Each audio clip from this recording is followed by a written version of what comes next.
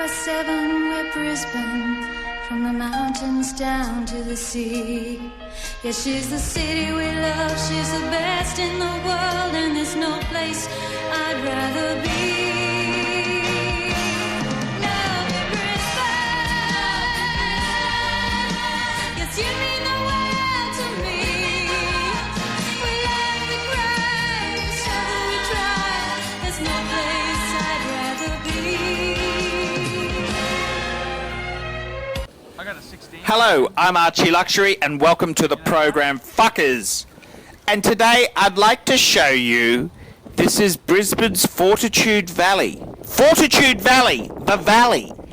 And we're going to take a bit of a sticky here. And the first part is Chinatown in the valley. And every second-rate city with delusions of grandeur needs to have its own Chinatown. And Brisbane's no different. And I got to tell you, we had the Fortitude Valley, and then they developed the Chinatown section. And I've got to say, it's actually quite a nice part. Many years ago, there was a guy called Malcolm Sue. He was named in the Fitzgerald Inquiry, and he had a kung fu studio, I believe. And it's one of these things here. It's sort of you know, a bit of folklore there. What can you say there? Malcolm Sue Kung Fu School, and it's quite interesting. It's quite interesting indeed. But Fortitude Valley, it's sort of our Sin City. If you're an Aussie, you know, you'd sort of compare, it's Brisbane's version of Sydney's King's Cross. You know, it's the sleazy part. They had the massage parlours, the brothels, the strip clubs, the illegal gambling casinos. It's all happening. It happened all in the valley. And, you know, years ago, we also had a thing called the Fitzgerald Inquiry, and you know, ABC Four Corners, which is it's like our BBC, ran a story on the Moonlight State, and we had a very puritanical, conservative political leader, Sir Johannes Bijelke Peterson, and he was very much big on law and order. And keeping those long-haired louts, stop them protesting, and you know, he was a very, very pro-development, pro-growth, and anyhow, the law and order thing was a big thing for Sir Joe, and it turned out that the police force was fucking rotten. The police commissioner from that period, Sir Terence Lewis, he was jailed, lost his knighthood, and found to be as corrupt as they come. The licensing branch, who sort of supervised the running of prostitution, was all on the take. There was so much dodginess happening in the Moonlight State, and it all came crashing down, and Sir Joe had his own troubles. He made a run for political power, but it sort of imploded once the Moonlight State on Four Corners, ABC's Four Corners aired. And the big part about Four Corners, the Moonlight State, is a lot of the corruption and graft and illegal activities were to be found in the valley. Not only the Chinatown end, but in the other end too.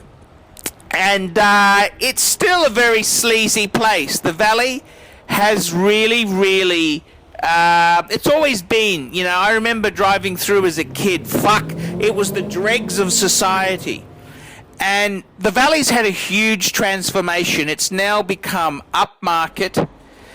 it's not gentrified, but it's become upmarket, alternative, trendy, and fucking expensive. I mean, they got a Bang & Olufsen stall there, for fuck's sake. So, you know, it's just, this is what happened in Queensland, the Fortitude Valley, and Brunswick Street was one of the big roads that ran through it.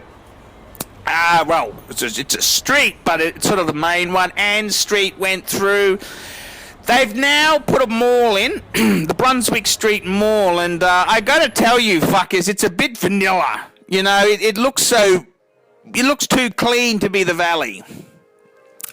But yeah, this goes back to a time where Gerald Bellino, he used to run some of the nightclubs, the Roxy, and Gerald Bellino, he was named at the Fitzgerald Inquiry. We had people like Hector Hapiter, he was a brothel operator, a brothel owner, an absolute pig of a man.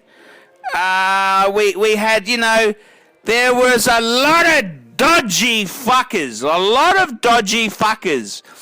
and it's amazing there, you know, these sort of names, they've kind of, you know, the new generation has come through there, and it's kind of, how would you put this?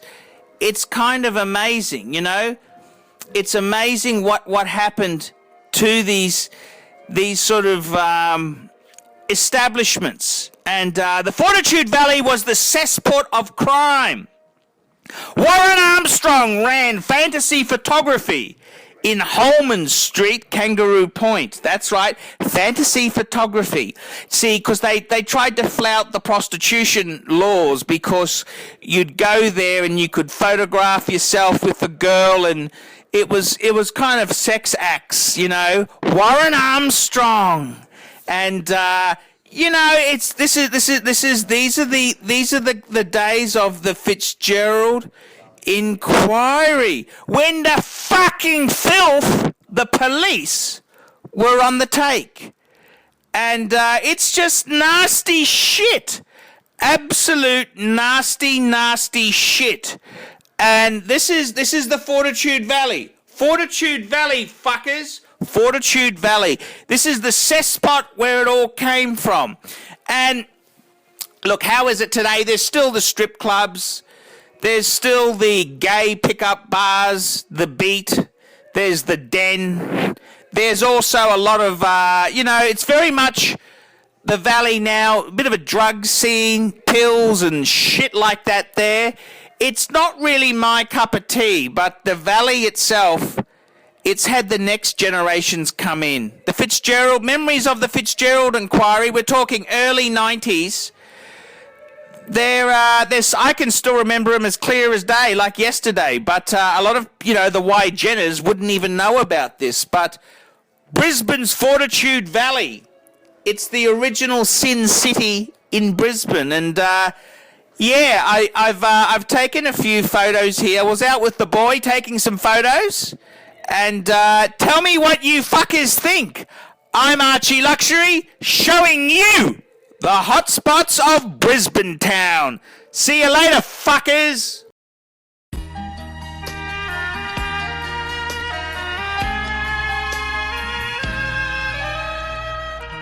We're 7, we're Brisbane, from the mountains down to the sea.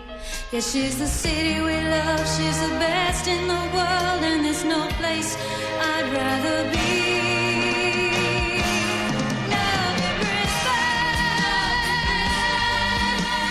You mean the world to me. We love the crime, so we try. There's no place I'd rather be.